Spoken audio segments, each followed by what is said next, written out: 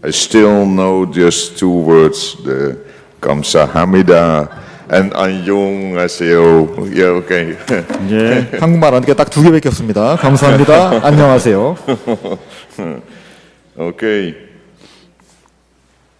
We will start our second lecture with reading a portion from Scripture, John 8, the verses 25 through 38, and it will be read in your language only.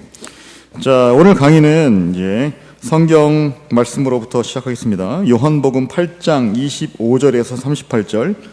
예, 요한복음 8장 25절에서 38절입니다. 제가 읽겠습니다. 그들이 말하되 내가 누구냐? 예수께서 이르시되 나는 처음부터 너희에게 말하여 온 자니라. 내가 너희에게 대하여 말하고 판단할 것이 많으나 나를 보내시니가 참되심에 내가 그에게 들은 그것을 세상에 말하노라 하시되 그들은 아버지를 가리켜 말씀하신 줄을 깨닫지 못하더라. 이에 예수께서 이르시되 너희가 인자를 든 후에 내가 그인 줄 알고 또 내가 스스로 아무것도 하지 아니하고 오직 아버지께서 가르치신 대로 이런 것을 말하는 줄도 알리라. 나를 보내신 이가 나와 함께 하시도다. 나는 항상 그가 기뻐하시는 일을 행함으로 나를 혼자 두지 아니하셨느니라. 이 말씀을 하시매 많은 사람이 믿더라. 그러므로 예수께서 자기를 믿는 유대인들에게 이르시되 너희가 내 말에 거하면 참으로 내 제자가 되고 진리를 알지니 진리가 너희를 자유롭게 하리라. 그들이 대답하되 우리가 아브라함의 자손이라 남의 종이 된 적이 없거늘 어찌하여 우리가 자유롭게 되리라 하느냐. 예수께서 대답하시되 진실로 진실로 너희에게 이르노니 죄를 범하는 자마다 죄의 종이라. 종은 영원히 집에 거하지 못하되 아들은 영원히 거하나니. 아멘. Just to start, two main points from this portion. The question in 25, who are you, is answered in 28, I do nothing on my own authority, but speak just as the Father taught me. That's about the first part of the lecture, truth. 자, 오늘 이 본문을 통해서 저희가 두 가지 요점을 살펴볼 수가 있는데요. 첫 번째는 25절에서 내가 누구냐 하는 질문에 대해서 예수님께서 28절에 이렇게 대답하시죠. 내가 스스로 또는 내 권위로 아무것도 하지 아니하고 오직 아버지께서 가르치신 대로 이런 것을 말하노라. 진리에 관한 이런 말씀이 이제 첫 번째 부분입니다. And the second command is this, in 32, you are reading truth will set you free, and in 36, so if the Son sets free, you will be freed indeed. And this is about the second part of my lecture over the freedom and authority. 자, 두 번째 이제 강의는 자유에 관한 부분인데요. 32절에 진리를 알지니 진리가 너희를 자유롭게 하리라 하는 말씀, 그리고 36절에 가면 그러므로 아들이 너희를 자유롭게 하면 너희가 참으로 자유르리라 하는 그런 말씀과 관련되어 있습니다. I don't know if you know this picture or it's not. 예, 이 그림을 여러분 보신 적 있습니까? It is about the story of the so-called Scylla on the left side and the Charybdis on the right side from the Greek mythology. 자, 이것은 이제 그리스 신화에 나오는 그 유명한 스킬라와 카리브디스 이야기에 대한 그림입니다. And shortly, the story and its meaning serve as an introduction to this part of my lecture, which deals with authority and truth, especially in knowing the truth and how the process of knowing happens. 예, 간략하게 말하자면 이 이야기와 그 의미는 권위와 진리, 특별히 진리를 아는 것과 인식 과정이 어떻게 이루어지는지를 다루는 이번 이제 첫 번째 강좌의 문을 열어줍니다. In one of the most famous Greek books, the Odyssey, Odysseus, so is he called, his name, must sail through the narrow strait guarded by the two sea monsters. On the left side, the Scylla, on the right side, the Charybdis. 자, 그 가장 유명한 그리스 문학 중에 하나인 오디세이에서 주인공 오디세우스는 그 왼쪽에 있는 스킬라 그리고 오른쪽에 있는 카리브디스라는 두 바다 괴물이 지키는 좁은 해협을 항해해서 통과해야만 합니다. Scylla is a many-headed creature, a monster perched on a cliff. She snatches sailors from passing ships. 자, 스킬라는 절벽 위에 자리 잡은 머리 여러 개 달린 괴물입니다. 그녀는 지나가는 배에서 선원들을 이제 낚아채죠. As you see, the Charybdis on the right side is a massive whirlpool on the opposite side of the strait, capable of swallowing up an entire ship. 자, 왼쪽에 있는 이제 카리브디스라는 괴물은 해협 반대편에 있는 거대한 소용돌입니다. 배 한 척을 통째로 삼킬 만한 강력한 힘을 갖고 있습니다. The strait in between is so tight that avoiding the one monster means moving dangerous close to the other, following the advice of, so is the story, Sir Odysseus chooses to pass nearer Scylla. Though he loses several men to her jaws, he avoids the destruction by the whirlpool. His ship survives, but the choice is agonizing. 자, 그 해협이 너무 좁아서 한 괴물을 피하려다 보면 위험할 정도로 다른 괴물에게 가까이 다가가게 되죠. 키르케의 조언에 따라서 오디세우스는 스킬라에 더 가깝게 지나가기로 선택합니다. 비록 그는 그녀의 아가리에 여러 명의 부하를 잃습니다. 하지만 소용돌이에 의한 전멸은 피하게 되죠. 그의 배는 살아남았으니까 좋은 선택이었지만 매우 고통스러운 것이었습니다. Well, our reflections this morning on our process of learning and knowing require navigational skills between Scylla of the so-called objective knowledge, the idea of knowing just bare facts without any personal relation to these facts, and the opposite side, the Charybdis of just subjective knowledge, as if we construct our own world, our bubble based on my personal opinion and feelings. 자, 우리가 배우는 과정에 대해서 한번 연결시켜 보면 그 소위 객관적 지식, 다시 말해서 개인적인 관계성 없이 순전한 사실들만은 알 수 있다는 그런 개념이죠. 그런 이제 스킬라라는 괴물과 그 반대편에 있는 주관적 지식, 다시 말해서 마치 내 개인적인 의견과 감정에 기반해서 자신만의 세계, 다시 말하면 어떤 버블이라는 폐쇄 공간을 만드는 것 같은 그런 카리브디스 사이를 오가는 아주 기술이 있는 항해술이 필요한 거죠. So first of all, we turn to the so-called epistemic authority. That's authority which is related to the knowing process. 자, 첫 번째로 저희가 살펴볼 것은 그 인식론적 권위, 어떻게 우리가 알아가느냐 하는 과정을 다루는 그런 부분에 대해 살펴보도록 하겠습니다.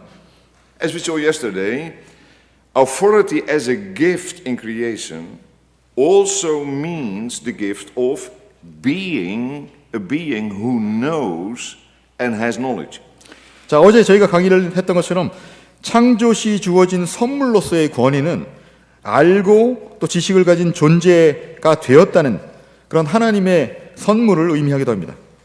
This belongs to and is part of being created in the image of God. Authority is necessary if we are to flourish as being who have knowledge.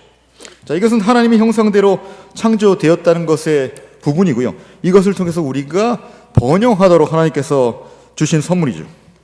And to be sure, I'm still talking about knowledge in general and not specific theological knowledge on which I will make some comments later.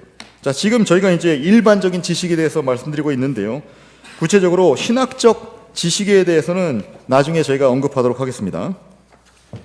We need and we can enjoy the gift of authority on at least two levels. 자, 우리는 두 가지 차원에서 권위가 필요하고 또 그 권위라는 선물을 누릴 수 있습니다. First of all, every knower, you and I, are dependent upon authority in order to come to knowledge. That authority is exercised by those to whom we have to submit, and we must trust them as reliable experts. So we all experience apprenticeship or discipleship in the process of learning. 자, 첫 번째로 여러분과 저 같은 모든 지식에는 지식에 도달하기 위해서 권위에 의존을 하고요. 그 권위는 우리가 복종해야 하는 사람들에 의해서 행사가 되고 또 우리는 그들을 믿을 만한 전문가로 신뢰해야 합니다. 따라서 우리 모두가 배우는 과정에서는 뭐 도제가 된다든가 아니면 제자가 된다는 그런 과정을 경험하게 되는 거죠. Do you rely on and trust your teachers? 자, 여러분 선생님들을 신뢰하십니까? Okay, sorry. You should. Secondly, every knower is dependent upon it. And secondly, but the person who has your teacher, epistemic authority, is also on a next level dependent upon, because of interlocked with, the authority of others.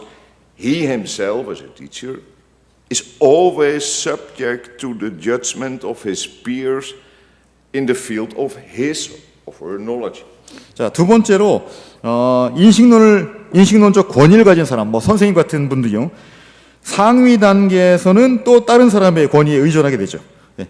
이것은 타인의 권위와 밀접하게 연관되어 있기 때문입니다. 다시 말해서 그는 항상 자신이 속한 지식 분야에서 동료들의 또 판단을 받아야 합니다. So we all, students and teachers, are under authority, and only in that we can be an authority. 자, 그래서 우리 모두는 학생이든 교사든 간에 권위 아래에 있고 바로 그 안에서만 우리는 권위자가 될 수 있습니다.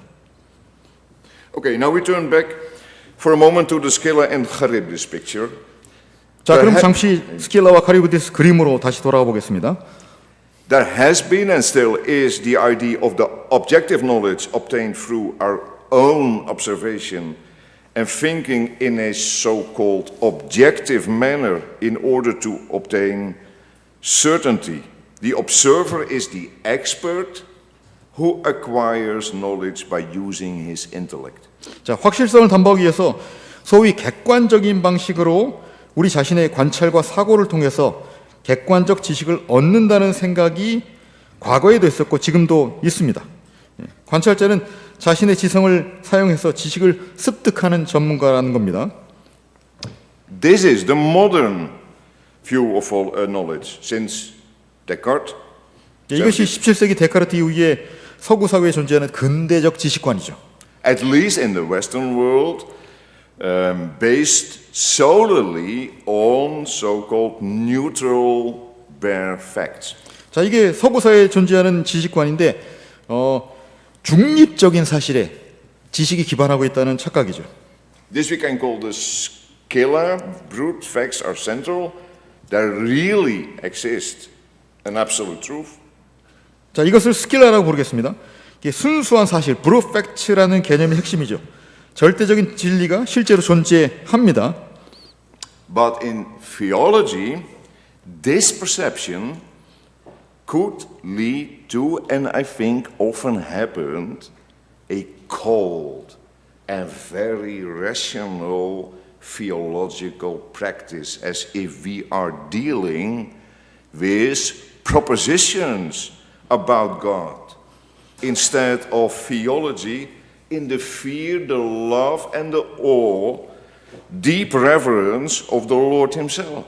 자, 신학에서 이러한 인식은 마치 우리가 주님에 대한 경외심, 사랑과 깊은 존경심에 기반한 신학이 아니고 하나님에 대한 명제들을 다루는 것 같이 아주 냉정하고 지나치게 이성적인 신학적 관습으로 이어질 수 있었고 실제로 종종 그런 일이 발생하곤 했습니다. But there also is, on the left side, the whirlpool, the Charybdis, of the view that there is no world out there, no objective world, but everything is relative, depends on your position, your worldview, and especially your own feelings. 하지만 동시에 그 왼쪽에는 소룡돌이, 다시 말해서 카리브디스도 존재하는데 곧 외부의 세계, 즉 객관적인 세계는 없고 모든 것이 상대적이어서 각자의 입장, 세계관, 특히 감정에 따라 달라진다는 견해가 바로 그것이죠. This is the world of postmodernism nowadays, as all of you know. And of course, these two sides are very much generalizing the views that philosophy of science exposes. 자, 여러분도 잘 알다시피 이것이 오늘날 포스트 모더니즘의 세계관입니다. 물론 이제 두 관점은 과학 철학이 노출시키는 견해들을 지나치게 일반화한 것이긴 합니다. So personal values are central. Every truth is relative depending on who you are and your point of view. 자, 여기서는 개인적인 가치가 핵심이 되죠. 모든 진리는 상대적이고 개인의 정체성과 관점에 따라 달라진다는 것입니다. So we will seek a middle ground. Oh, here we go. The middle ground between the scala of the objective facts and the charybdis of the subjective feelings. So we seek a middle ground, at least a safe route between these two extremes, relativism and impersonal objectivity. 자, 그래서 우리는 이게 상대주의와 비인격적인 객관성이라는 그 두 극단 사이의 중간 지점, 적어도 안전한 길을 찾고자 하는 거죠. 그래서 그곳에서 인식론적 권위를 찾고자 합니다. And there we will find the epistemic authority. 자, 그러고 나면 우리는 결국 인식론적 권위가 어디에 있는지를 발견하게 될 것입니다. Then we will see that one is personally committed to finding the truth about what is at stake. 자, 그리고 나면 우리는 무엇이 걸려 있는지에 대한 진리를 찾는데 개인적으로 우리가 헌신하고 있다, 매달리고 있다는 것을 깨닫게 될 것입니다. Yes, there is truth, objective, facts, reality outside. 자, 물론 진리, 객관적인 것, 사실들, 외부의 현실들은 존재합니다. But our knowing has to do with who we are. Different persons, different passions, different commitments. 하지만 우리의 알미란 것은 우리가 누구냐, 또 서로 다른 인격들로서, 또 서로 다른 열정과 헌신을 갖고 있는 사람들로서 우리가 누구냐와 관련이 있습니다. And when I use the word commitment, that's the link between what I now will say, the order of love is the order of knowing. 자, 제가 여기서 헌신, 커밋 마치 이런 얘기를 했는데 이것은 결국 아는 것과 그 다음에 이제 사랑이라는 것 사이에 존재하는 어떻게 보면 사랑의 서정이 여기 담겨 있는 거죠. So what about the commitment that is inseparable from being an authority in the field of knowledge, and all the more so if it is about theology? 자, 그러면 지식 분야, 특별히 신학에 있어서 권위자가 되는 것과 분리할 수 없는 헌신이란 무엇일까요? Let us take Augustine's thought on this as an illustration. He saw love as the means for true knowledge. 자, 아우구스티누스의 생각을 예로 들어보겠습니다. 그는 사랑을 참된 지식을 위한 수단으로 보았습니다. You know what you love, the so-called ordo amoris. 당신은 자기가 무엇을 사랑할지를 안다. 다시 말하면 사랑의 서정, 오르도 아모리스 이렇게 얘기할 수 있습니다. We as theologians know what's in the Bible. 신학자로서 우리는 성경이 무엇인지 잘 알고 있죠. And nevertheless, even if we can memorize the whole Bible, we still know, in the deep sense of the word, nothing at all. 그럼에도 불구하고 성경 전체를 암기한다고 할지라도 깊은 의미에서 우리는 여전히 아무것도 모르는 겁니다. We do not reach true knowledge if we do not love God in His Word. 우리가 하나님 말씀 앞에 담긴 하나님을 사랑하지 않는다면 우리는 결코 참된 지식에 도달할 수가 없는 겁니다. By the way, I can refer to the Hebrew love verb yada that's used for relational, experiential knowledge that one gains by interacting with. 참고로 히브리어로 사랑을 뜻하는 동사가 뭐죠?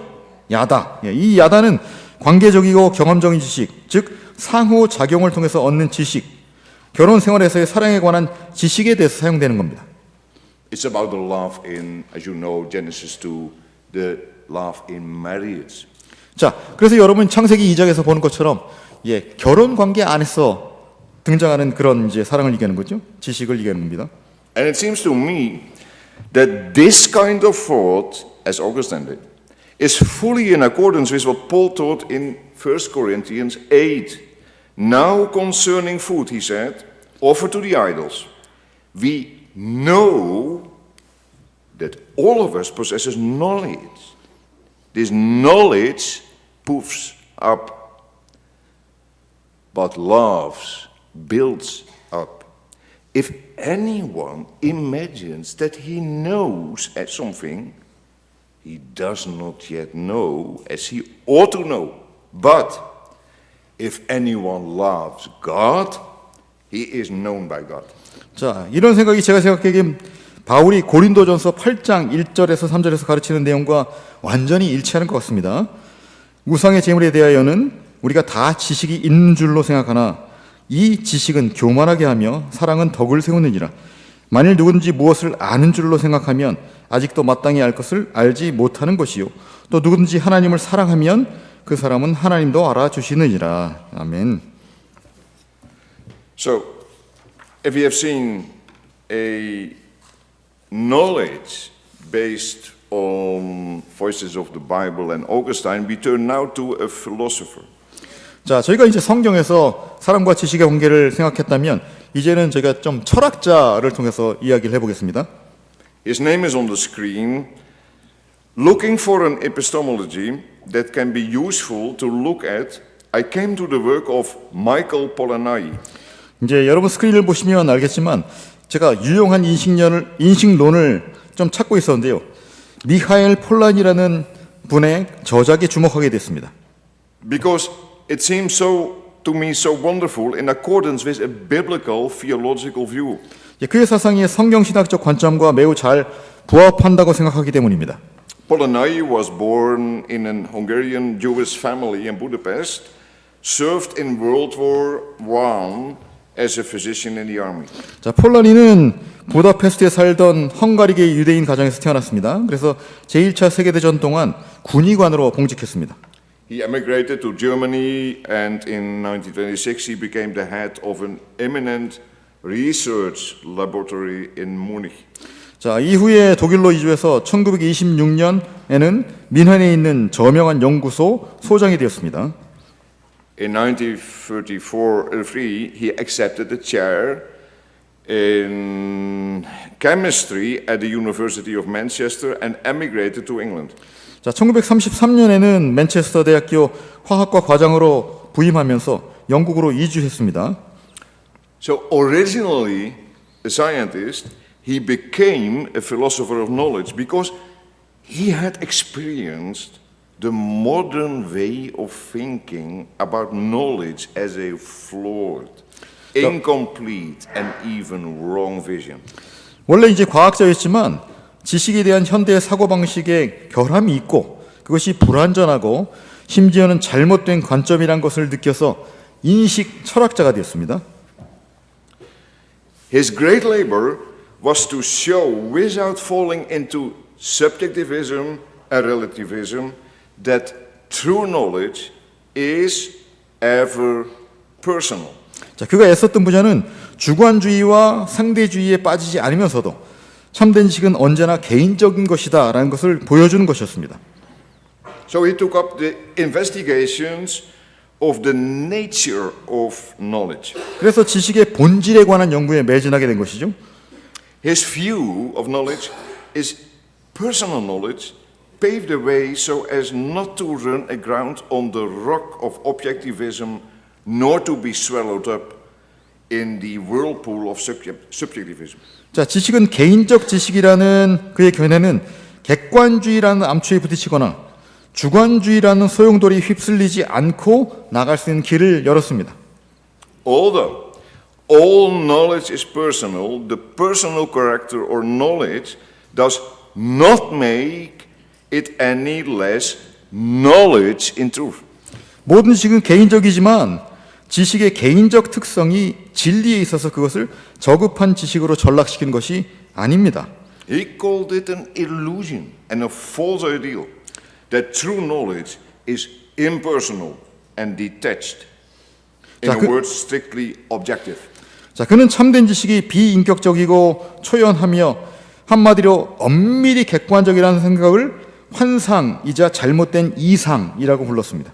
In his opinion, we should research the art of knowing, and we need to acquire that art in order to know. 자, 그의 견해에 따르면 우리의 알매 기술을 연구해야 하며 알기 위해서는 그 기술을 습득해야 한다고 말한 거죠. So let us now take head on 3 characteristics to share, still with authority when it comes to truth and knowledge in view.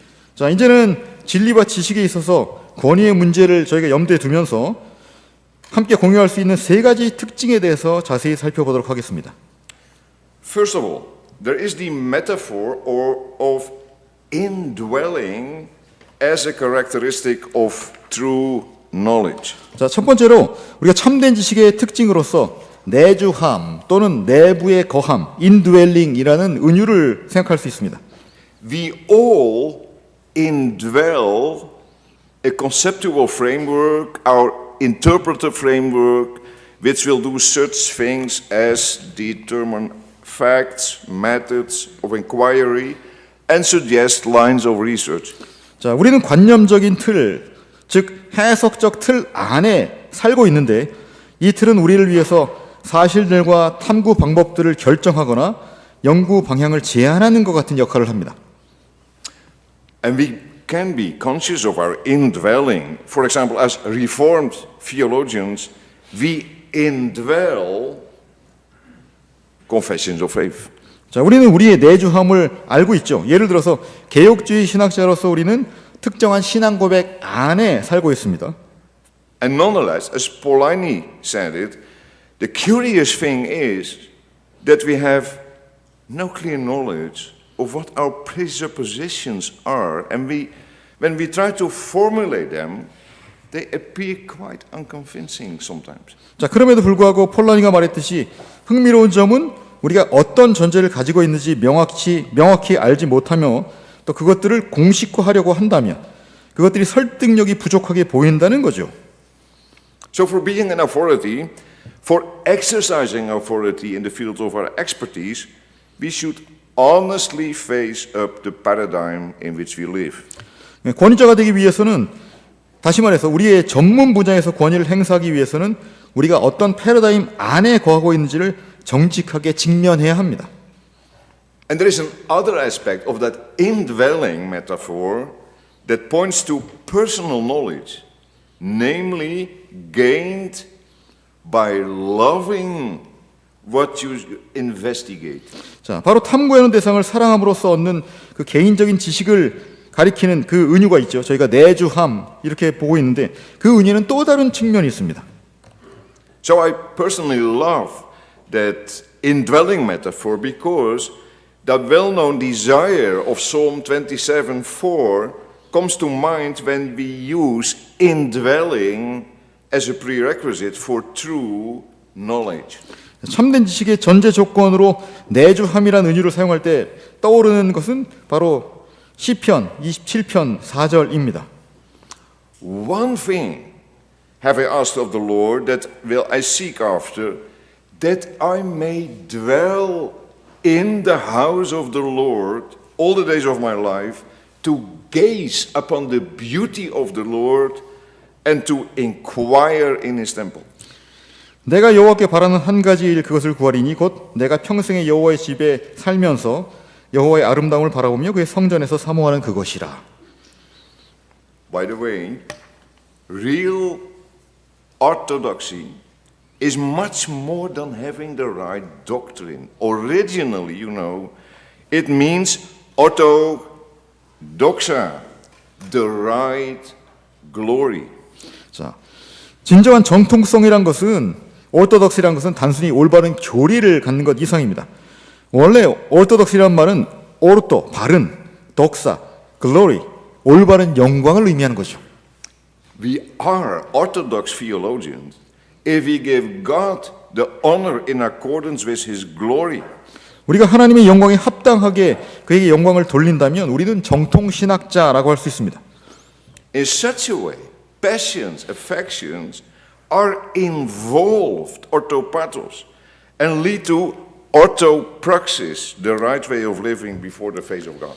자, 이런 방식으로 이 열정들이 개입되면서 오르토파토스, 바른 감정, 더 한 걸음 나가면 오르토프랙시스, 바른 실천, 즉 하나님 앞에서 바르게 삶으로 이어지는 겁니다. You cannot be a theologian as an outsider. We should indwell what we investigate.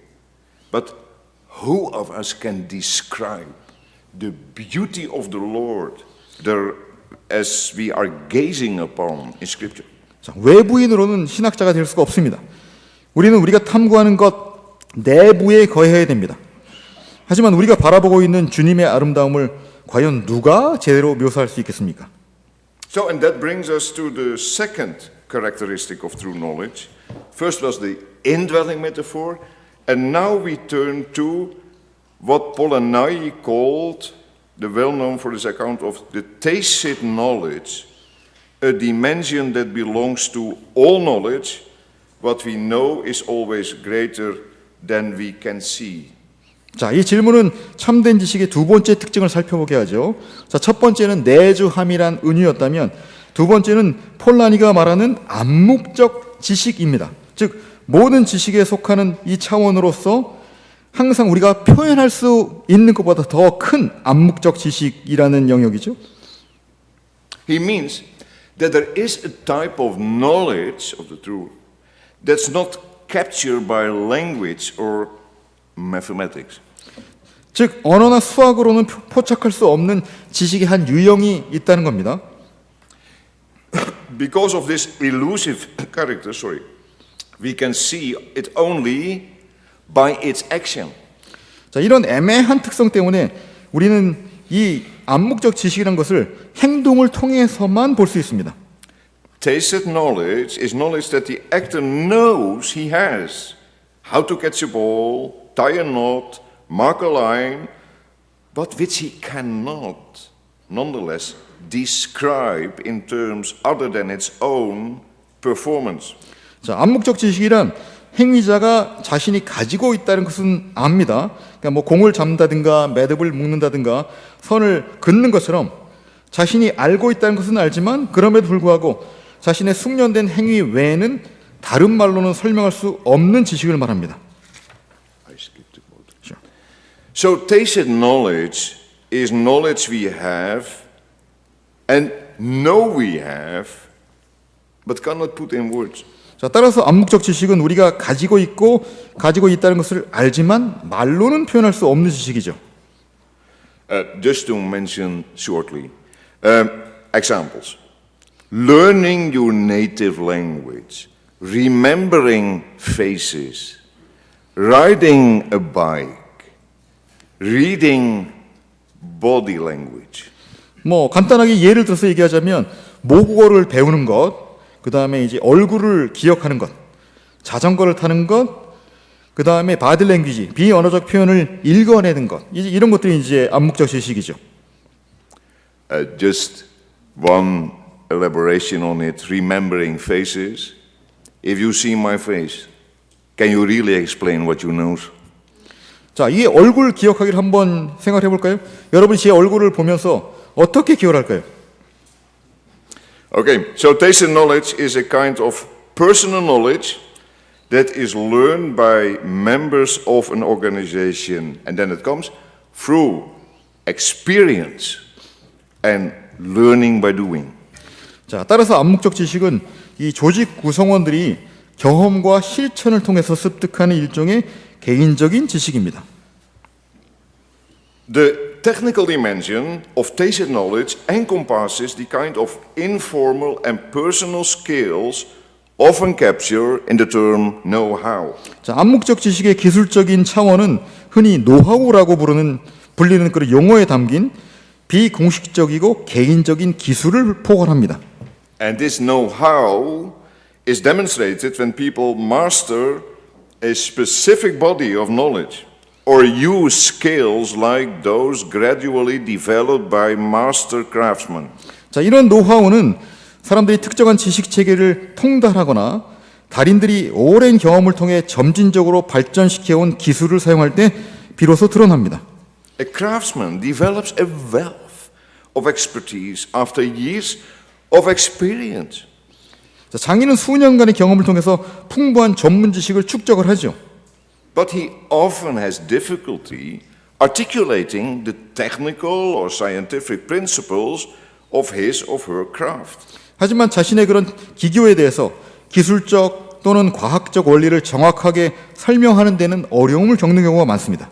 Thus highly subjective and personal insight, intuitions, hunches and inspirations derived from a person's experience fall within the technical dimension of this so-called tacit knowledge. 자, 따라서 개인의 경험에서 비롯된 고도로 주관적이고 개인적인 통찰력, 직관, 예감, 영감 같은 것들이 이 암묵적 지식의 기술적 차원에 속합니다. The cognitive dimension of tacit knowledge consists of beliefs, perceptions, ideals, values, emotions, and implicit mental models so ingrained, I would like to say inbrained, that they are taken for granted. 자, 암묵적 지식의 인지적인 차원은 신념, 인식, 이상, 가치관, 감정, 그리고 매우 깊이 내재되어 있는, 그래서 당연하게 여겨지는 내재된 심리적 모델들로 구성됩니다. So cognitive, tacit knowledge is deeply embedded in the human brain and therefore cannot be articulated very easily. 자, 인지적, 암묵적 지식은 인간의 두뇌에 깊이 자리 잡고 있기 때문에 쉽게 풀어서 이야기하기는 어렵습니다. Although not completely expressible in words or symbols, it may be communicated or revealed to others through rich modes of discourse that include the use of metaphors, analogies, demonstration, mentoring, and stories. 자, 비록 말이나 기호로 완전히 표현할 수는 없지만 이 지식은 은유나 유추, 시연, 멘토링, 이야기 등의 사용을 포함한 풍부한 담화 방식을 통해서 타인에게 소통되거나 드러날 수 있습니다. So I think this has a lot to say for the education of our children, for being a pastor in a church or a youth leader, and certainly for us as teachers, being a teacher at a theological institute. 자, 저는 이것이 우리 아이들의 교육이나 교회에서 목수다나 청소년 지도자로 섬기는 것, 그리고 또 확실하게 또 신학 기관에서 교사로서 섬기는 것과 관련한 많은 시사점을 준다고 생각합니다. You know the expression, preach as you teach. 자, 그래서 여러분이 가르치거나 설교하기 위해서는 경험이 필요한 거죠. And another one, the art of knowing is an existential and experiential one. 자, 그래서 알매 기술은 실존적이고 경험적인 것입니다. When it comes to faith knowledge, it's not a bare rational knowledge, but connected to our affections. 자, 믿음에 기반한 지식은 단순히 이성적인 지식이 아니라 우리의 감정과 연결되어 있습니다. So in theology is we know sometimes more by experience than we know by understanding. 자, 그래서 이 이해를 통해서보다는 경험을 통해서 더 많은 것을 알게 되는 거죠.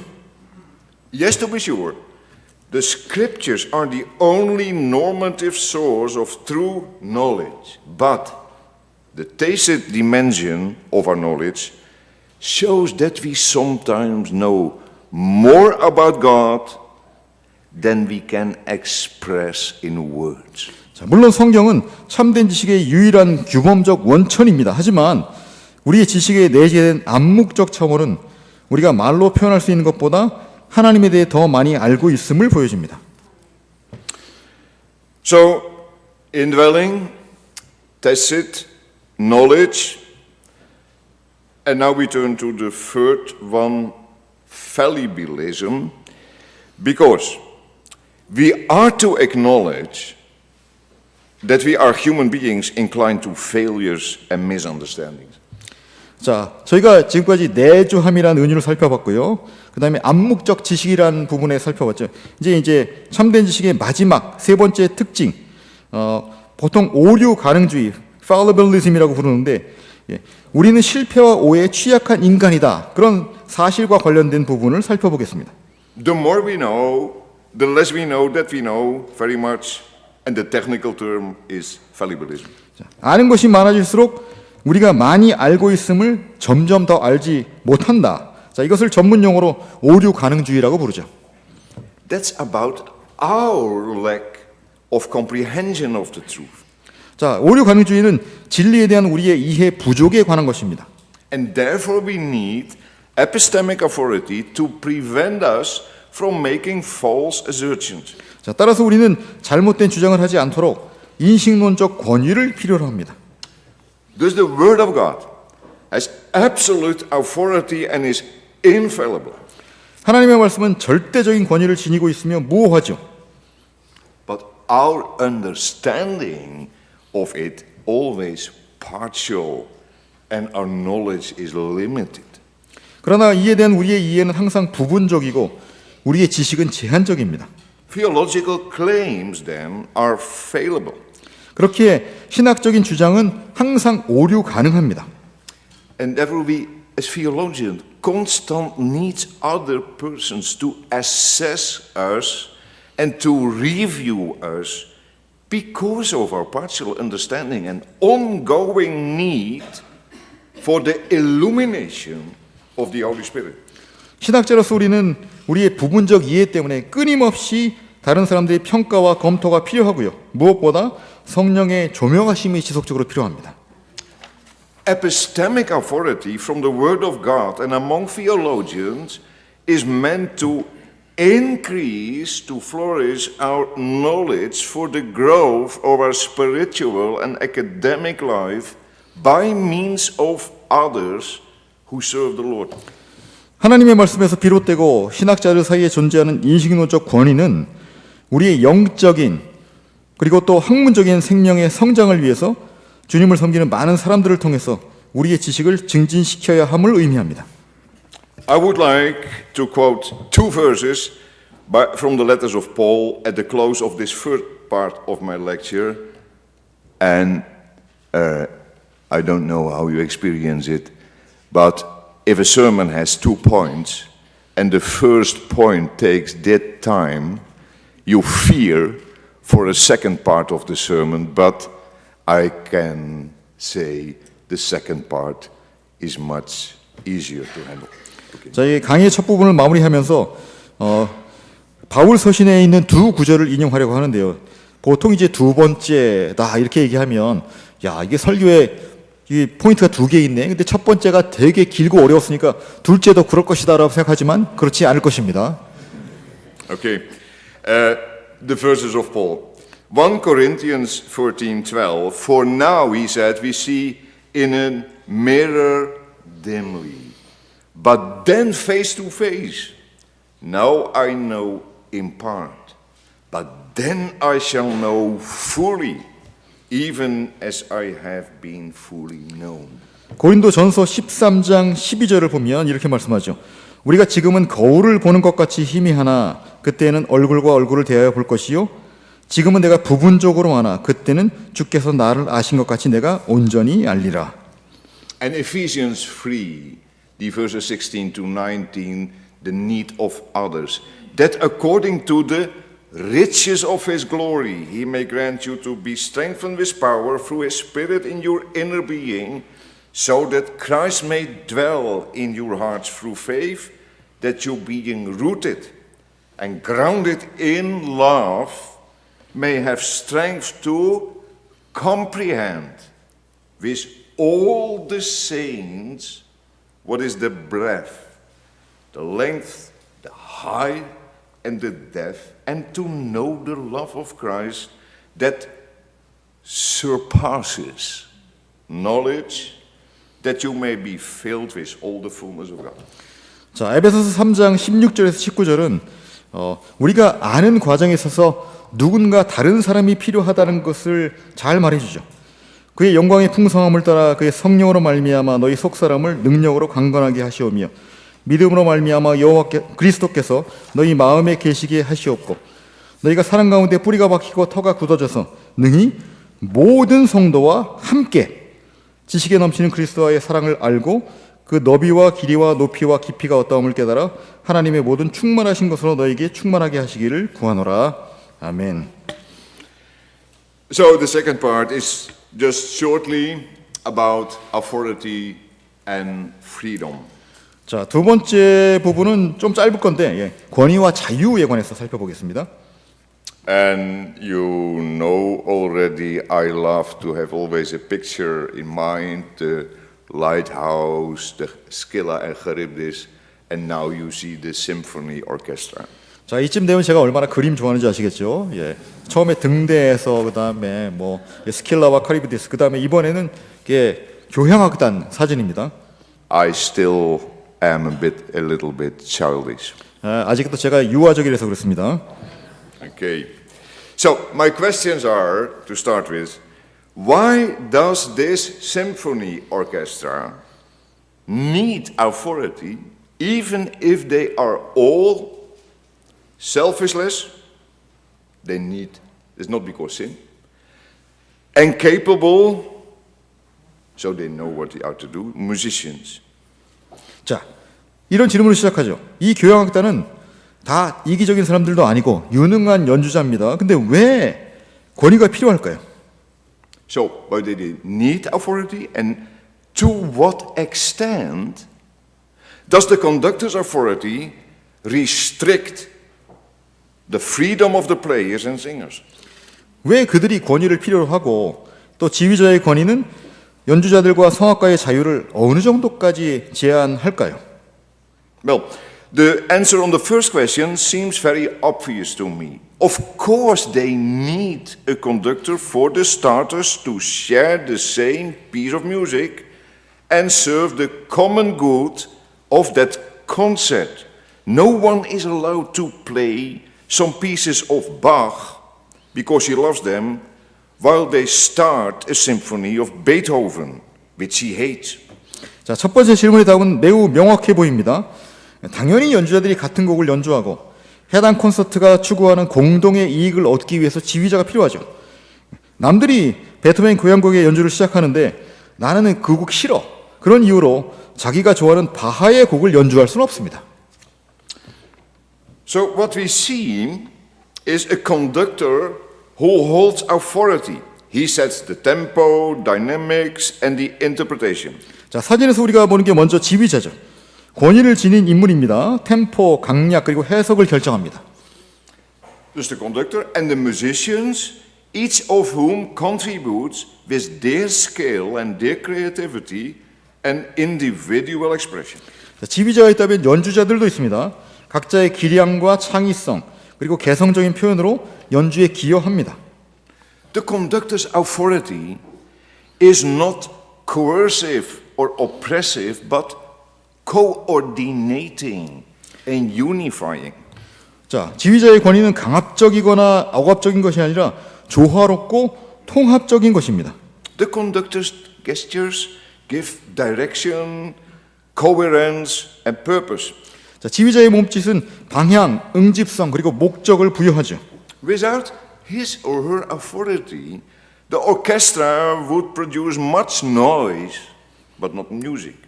자, 이런 권위가 없으면 오케스트라는 음악이 아닌 소음만 만들어냅니다. Moreover, the conductor contributes to the joint performance,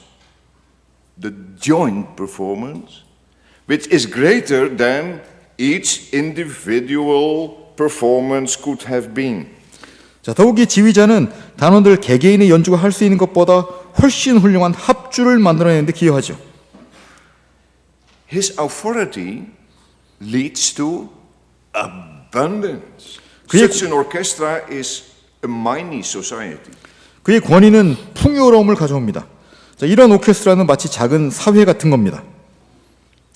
So if we take a step back to the start of our first lecture yesterday, we have seen authority as a gift from our Creator, which has everything to do with our being created in the image of God.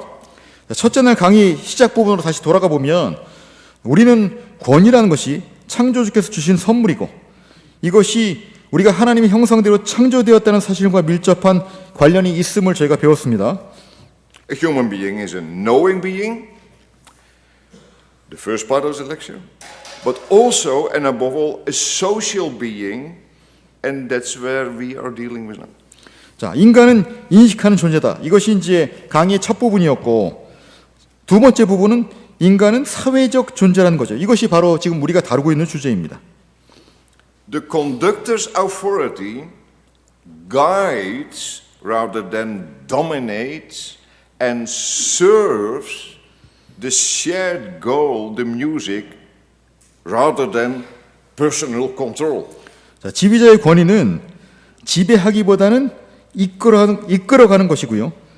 개인적인 통제보다는 음악이라는 공통의 목표를 섬기는 것입니다. So ultimately, the conductor's authority is to flourish the orchestra. 자, 그래서 지휘자의 권위는 결국 이 오케스트라를 더 풍성하게, 더 번성하게 하는 것입니다. And now we turn to the second question I asked you. To what extent does the conductor's authority restrict the freedom of the players? 자, 두 번째 질문은 언뜻 보기에는 자유와 권위 사이에 관한 긴장, 어떻게 보면 통제하는 것처럼 느껴지죠. So the second question was about the, at first glance, tension between freedom and authority. 자, 그래서 언뜻 보기에는 자유와 권위 사이에는 항상 긴장 관계가 있다라고 느껴질 수 있습니다. It seems to me a common sense opinion that authority restricts freedom. 자, 권위가 개인의 자유를 제한한다는 것은 상식적인 것처럼 보이죠. Maybe from a political, liberal view it makes some sense. 아마도 정치적 자유론자들의 입장에서는 어느 정도 일리가 있는 말입니다. Because you know, in their opinion, freedom is that one is free to do whatever they want without any border, then that you must not cause harm to others. 아시다시피 그들의 관점에서 보면 자유란 타인에게 해를 끼치지 않는 조건 외에는 어떤 제약도 없이 자신이 원하는 것을 무엇이든 할 수 있는 자유를 의미하기 때문입니다. But how different the relation between freedom and authority is seen from another biblical theological perspective. 하지만 자유와 권위의 관계는 다른 관점, 특별히 성경 신학적 관점에서 보면 매우 다른 것이죠. And therefore we will turn to the biblical theological concept of freedom. 자, 그래서 성경 신학적 관점인 그런 개념인 자유를 함께 살펴보도록 하겠습니다. But I want to mention that even a philosopher as Isaiah Berlin, who introduced the concept of negative and positive freedom, has published in his two concepts of liberty. 자, 하지만 이제 이런 논의를 진행하는 데 있어서 이사야 벌린이라는 철학자의 자유의 두 가지 개념이란 책에 소개된 부정적 소극적 자유 그리고 긍정적 적극적 자유라는 개념도 함께 언급하고 싶습니다. So negative means freedom in the sense of being free from external influences, and positive means freedom as being free to do, freedom for as an autonomous person. 자, 부정적 또는 소극적 자유란 것은 외부 영향으로부터 자유로운 상태를 의미하는 거고요. 긍정적인 또는 적극적인 자유는 자율적인 개인으로서 자유롭게 행동할 수 있는 상태, 무엇인가를 위한 자유를 의미합니다. So then if we take a closer look at the relation between authority and freedom, and take the concept of freedom in this dual sense, negative, positive. 자, 그래서 우리가 권위와 자유의 관계를 좀 더 살펴보고 특별히 자유라는 개념을 양면적 의미, 지금 바로 네거티브, 그 다음에 파지티브란 그런 두 가지 측면에서 생각을 해본다면요. it becomes apparent from a theological perspective, thus in a way that involves God, freedom indeed has two sides. 자, 그러면 신학적 관점, 다시 말해서 하나님과 관련된 관점에서 볼 때 자유는 두 가지 측면을 가지고 있다는 것을 알 수 있습니다. You are free when you are freed from sin, evil forces. 자, With the wonderful flip side that you are freed for serving the Lord. 우리는 죄와 악의 세력으로부터 해방될 때 진정으로 자유롭다고 할 수 있는 거죠. 그게 이제 한쪽 편이고요. 그 반대편을 얘기한다면 하나님을 섬기기 위해 해방될 수 있다는 그런 측면이 있는 겁니다. So in this way, freedom resonates with holiness, set apart from the negative side, with the purpose to the positive side. 자, 이런 식으로 얘기한다면 결국 자유는 거룩함이란 개념과 공명을 합니다. 구체적으로 말해서 어디서 구별이 되어서 부정적인 측면이죠. 목적을 갖게 되는 긍정적인 측면입니다. 자, 이 두 가지를 함께 얘기할 수 있는 거죠. More concrete, set apart from the slavery of sin by means of God's authority, with the privilege to serve Him. 자, 구체적으로 얘기하자면 하나님의 권위를 통해서 죄의 노예 상태에서 벗어나서 이제는 그분을 섬기는 특권을 누리게 되는 거죠. So in short, there will be no real, true freedom without authority exercised by God through all people who are available in the world for our well-being, our mom and dad, our church, our education, and so on. 간단히 말해서 우리 행복을 위해 세상에 두신 모든 사람들, 즉 부모, 가족, 교회, 교육기관들을 통해서 하나님께서 행사하시는 권위가 없다면 실제적인 진정한 자유는 존재할 수 없다는 겁니다. Remember the words of John 8, if the Son sets you free, you truly will be free. 자, 아까 요한복음 8장을 얘기했지만 아들이 없다면 자유함이 없는 거죠. So if we turn once more to the orchestra picture, we see that all symphony members are free.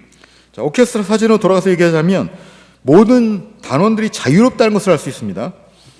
They do not become robots by obeying the conductor. Each can bring his artistry, emotion, and technical mastery to a higher level.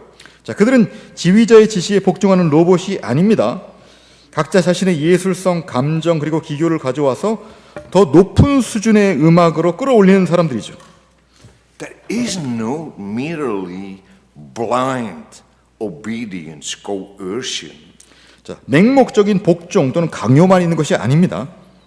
However, their freedom is well structured, exercised within the boundaries of the conductor's direction and the composer's manuscript. 하지만 그들의 자유는 지휘자의 지시와 작곡가의 악보라는 테두리 안에서 잘 정돈된 방식으로 행사돼야 하는 거죠. Ultimately, freedom and authority are no contradiction at all. 궁극적으로는 자유와 권위는 절대로 모순되는 개념이 아닙니다. Although it sounds paradoxical, 다소 역설적으로 들리죠. God's authority does not exclude man's freedom.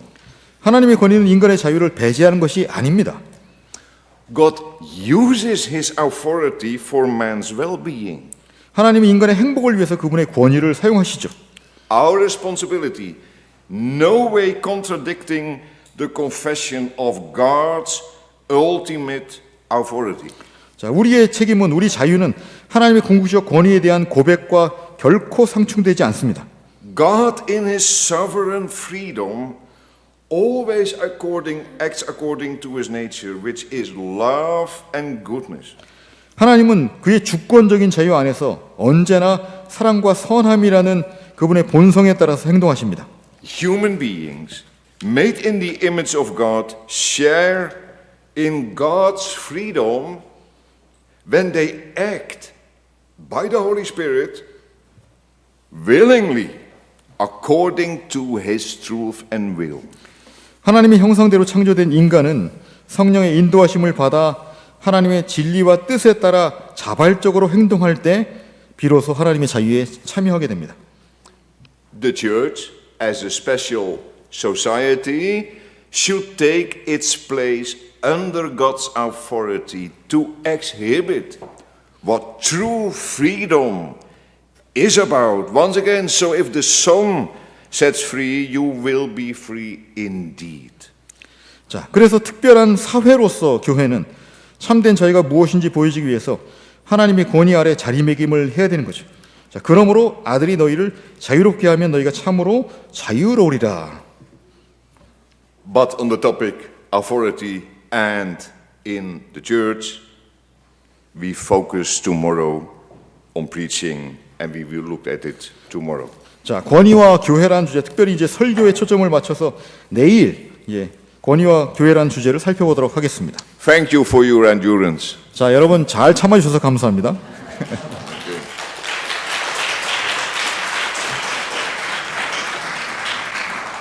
And I promised yesterday there should be more time for Q&A, and by skipping some small parts, I think I have succeeded to do this. So we have time for Q&A, and please feel free.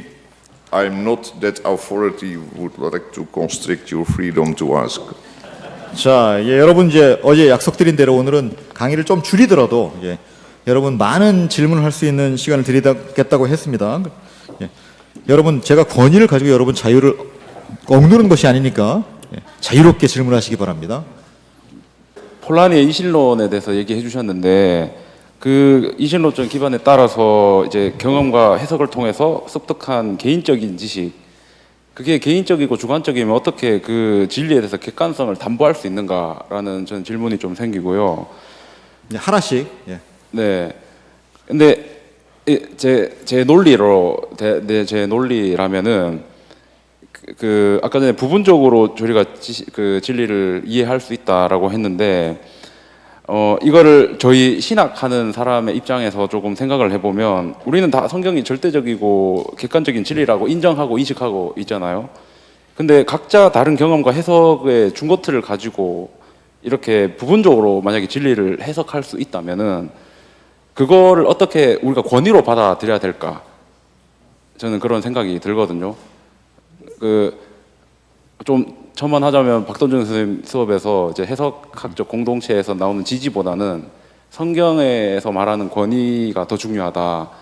근데 우리가 부분적으로 알 수 있다면 이 성경에서 해석한 진리를 우리가 어떻게 객관적인 진리라고 생각할 수 있는가? 그러면 결국에는 공동체의 지지를 받아야 되고 또 여러 그 연구자들의 해석들을 통해서 우리가 그것들을 확인할 수 있지 않는가라는 질문입니다. 그래서 그 주관적이고 그 개인적인 지식, 그것을 어떻게 객관적으로 우리가 진리라고 인정할 수 있는가, 어떻게 권위를 가지는가에 대해서 질문을 드리고 싶습니다. 네, 영어로 하자면 네. Yeah, thank you for your question. Personal and partial, that's the problem. But it's not a real problem, I think, if you will come aware. Yeah, let me once again refer to Ephesians 3. 자, Why does Paul say with all the saints? 만약에 이제 개인적인 그리고 이제 부분적인 지식에 관해서 여러분이 회의를 갖는다면 에베소서 3장 아까 all the saints 모든 성도들에 관한 언급이 있었죠. 그것을 통해서 한번 말씀드리고 싶습니다. Yeah, so there it is. All the saints. Why do we need all the saints? Why do we in Western Europe need the Christians from the eastern part of the world and the other way around, and the north and the south? That has to do also with our partial knowledge. 성도들이 필요한 것은 결국 우리의 지식이 다 부분적이기 때문이죠. But then I'm talking about us.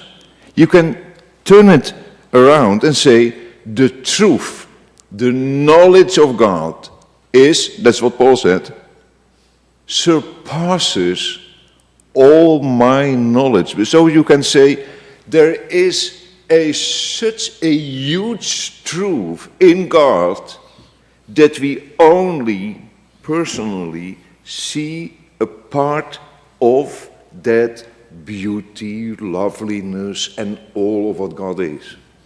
네, 사도 바울이 고백하는 것처럼 결국은 내 지식을 초월하는 그 하나님의 아름다움에 관해서는 우리가 너무 부분적으로 알기 때문에 그래서 모든 성도가 함께 필요한 것이죠. 그 하나님에 관한 아름다움에 도달하기 위해서요. So one with authority will be a humiliated man or woman because he knows himself, I am under the authority of the word of God and God himself. So proud is dangerous for true knowledge. 네, 그래서 그런 의미에서 저희가 겸손함 이런 게 얼마나 중요한지를 다시 생각해 봐야 됩니다. 결국은 하나님의 말씀, 하나님의 권위 아래에 있는 남자 여자 성도들의 그런 겸손함을 통해서 결국 하나님께 가까이 갈 수 있는 거죠.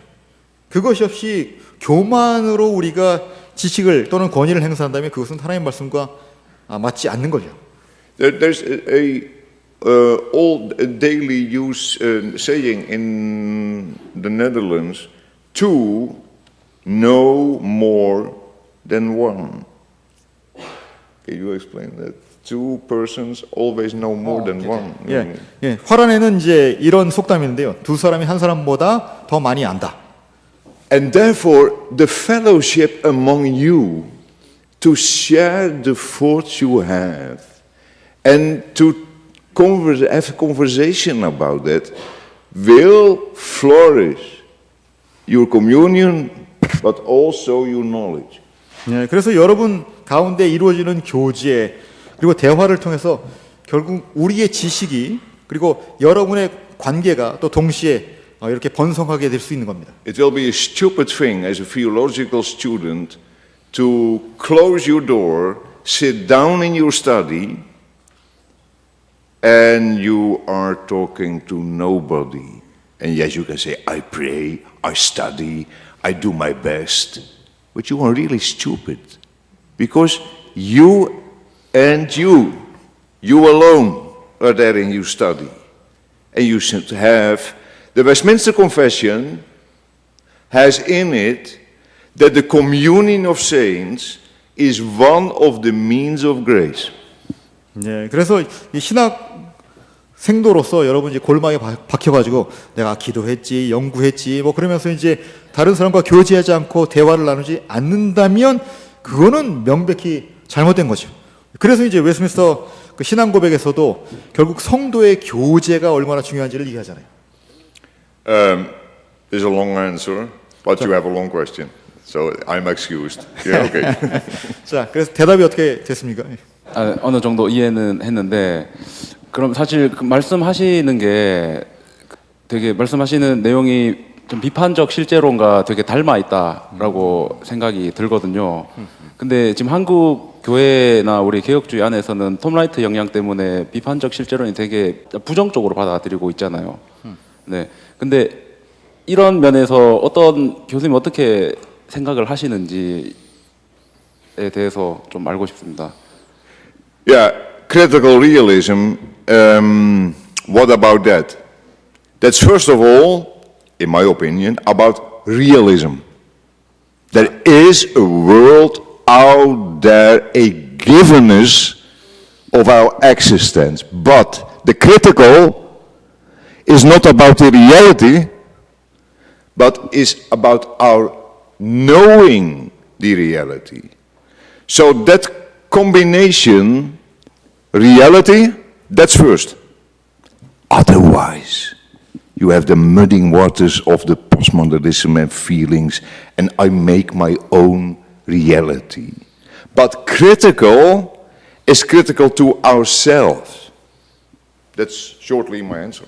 예, 짧게 얘기하자면 비평적 실제론이라는 것은 결국은 실제 현실을 기반으로 하는 것이죠. 그것 자체가 없다는 것이 아니라 그냥 개인의 감정에 좌우된다는 것이 아니라 그것이 있지만 그것을 알아가는 과정 자체가 크리티컬, 비평적이라는 거죠. 내 자신의 갖고 있는 한계를 인정하면서 접근해야 한다는 것이 이제 비판적 실제론입니다. So there are really absolute truths in Christian faith. In the Bible itself, it's absolute truth and infallible. That's the realism part. Yeah. But we should be aware that our knowing the truth.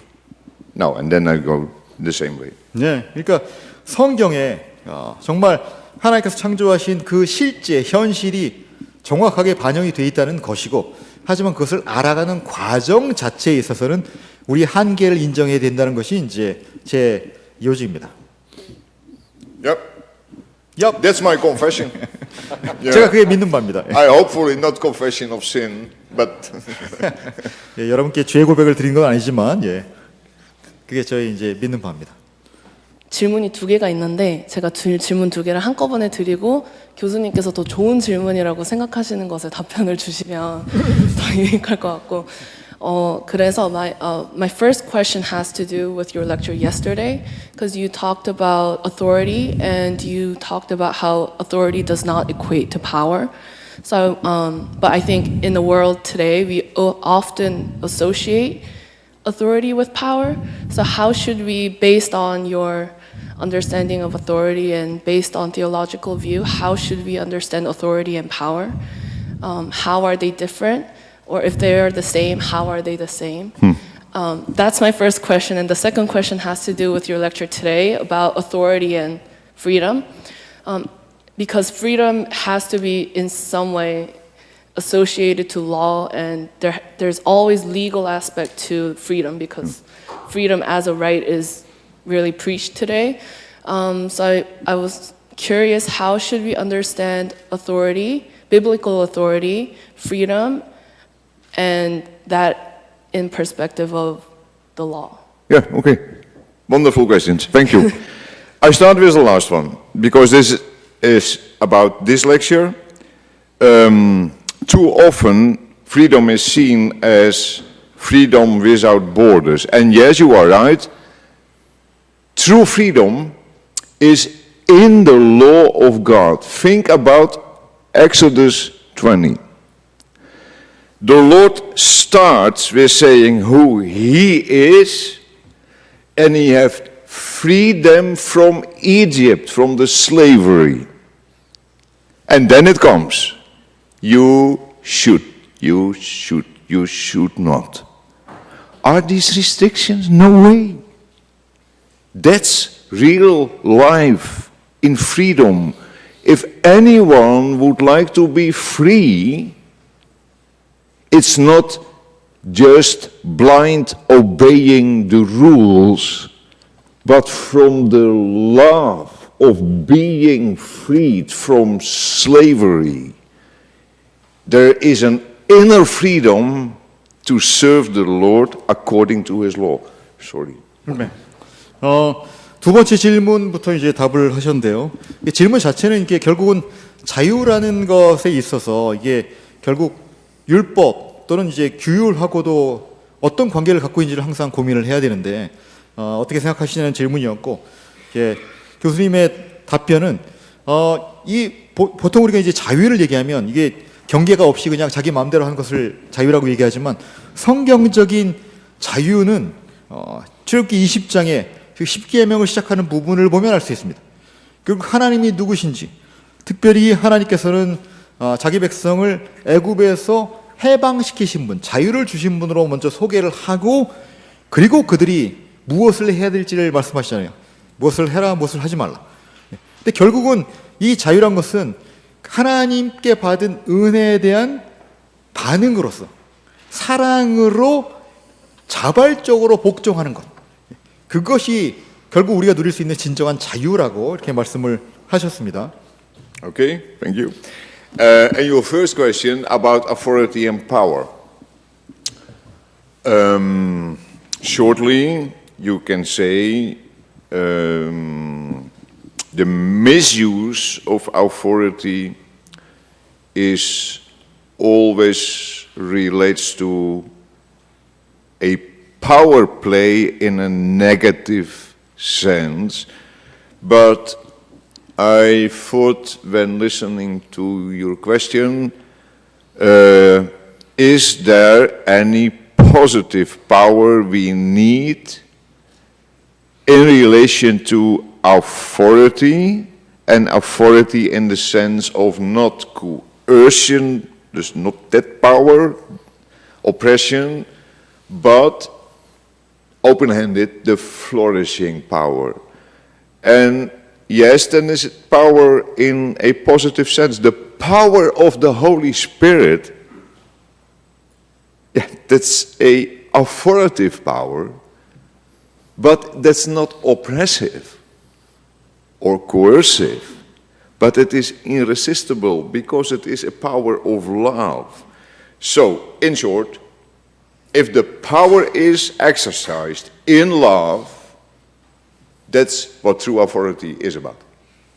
이제 첫 번째 질문 여러분 뭐 들으셨지만 어쨌든 권위에 대해서 이야기할 때 저희가 실제적으로 우리가 경험하는 것은 결국은 이제 권력에 관한 것인 경우가 많아서 과연 이 진정한 권위가 만약에 권력과 연관된다면 어떤 의미에서 해석할 수 있느냐, 이제 그런 질문이었고, 예, 교수님의 대답은 결국은 궁극적인 능력, 파워는 결국 성령님을 통해서 결국 행사되는 것이고, 예, 그것은 남을 억압하거나 옥죄거나 하는 것이 아니라 오히려 손을 벌려서 사랑을 베풀고 품어주는, 결국 그 성령을 통해서 행사되는 그 사랑의 권위가, 그 사랑의 그 능력 행사가 진정한 권위의 행사 방법이 될 수 있다, 이렇게 이제 말씀하셨습니다.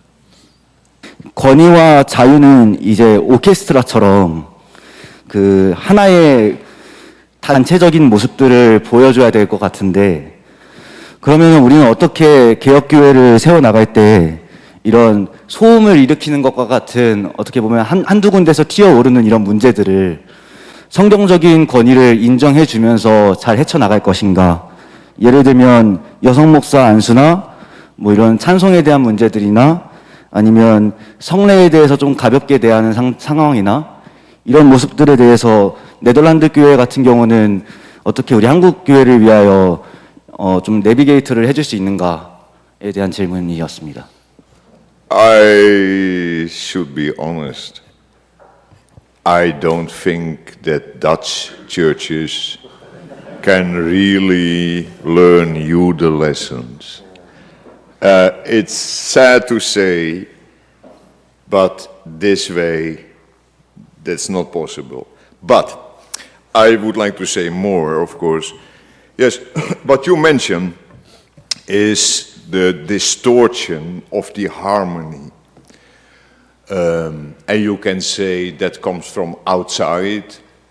If the orchestra is playing quite well and there is an outsider in that room and he starts shouting during the symphony of Bach, or one of the members of the symphony, because he is unwillingly, he has no sympathy for the conductor, so he decided when he was playing, I stop doing what she says, or he says, I go my own way.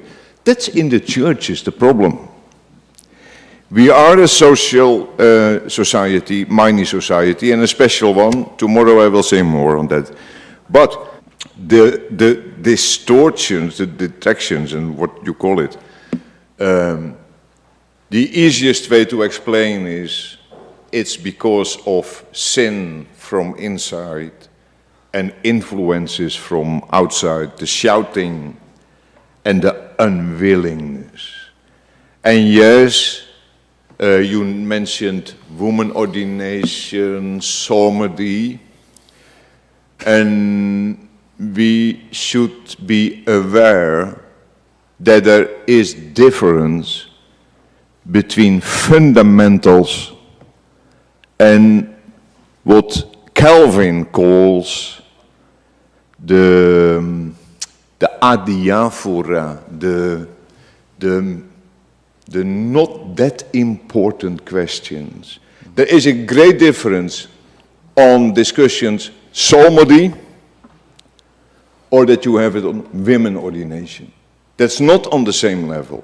But, okay. 이제 일단은 이제 화랑교회가 한국교회에 줄 수 있는 레슨은 거의 없다고 보고요. 예. 그러면서 죄송하긴 하지만 일단 저희가 좀 고려해야 될 것은 결국 우리 안의 죄 때문에 생긴 그런 이제 불협화음도 생각을 해야 되고, 그다음에 외부의 영향으로부터 오는 이제 그런 불협화음도 저희가 항상 고려를 해야 되는 것이고요. 예. 또 다른 측면은 이제 결국 정말 핵심적인 교리적 복음적으로 핵심적인 부분과 그런 펀더멘탈한 부분과 아디오프라, 그러니까 약간 비본질적인 그런 부분에 대한 또 구분도 필요할 겁니다. 물론 이슈에 따라 다르죠. 사모디 같은 경우는 훨씬 더 비본질적인 부분이고 여자 안수 같은 경우는 조금 더 본질적인 부분에 가까운 부분이지만 어쨌든 저희가 좀 그런 여러 가지 점들을 고려하면서 종합적으로 생각을 해야 될 것 같습니다. Yeah, so to say, the member of the orchestra has to stick to the composition.